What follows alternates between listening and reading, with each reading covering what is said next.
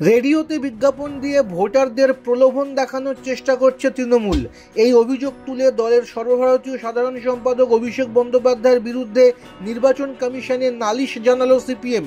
তাদের অভিযোগ, এই বিজ্ঞাপনে সরাসরি ভোটারদের ব্যাংক অ্যাকাউন্টে টাকা পাঠানোর কথা বলা হয়েছে। যদিও তৃণমূল নেতা কুণাল ঘোষ জানান, আবাসের টাকা কেন্দ্রের দেওয়ার কথা। তার দাবি, কেন্দ্র সেই টাকা দিচ্ছে না। তৃণমূল দিতে গেলে সিপিএম গিয়ে অভিযোগ করছে। চিঠিতে সিপিএমের তরফে রেডিওতে সম্প্রচারিত বিজ্ঞাপনের প্রসঙ্গ তোলা হয়েছে। বলা হয়েছে, তৃণমূলের সর্বভারতীয় সাধারণ সম্পাদক অভিষেক বন্দ্যোপাধ্যায় বলেছেন, বাংলা বিরোধীদের এই লড়াইয়ে তৃণমূলের হাত যদি আপনারা শক্তিশালী করেন, কারো কাছে আর হাত পাততে হবে না।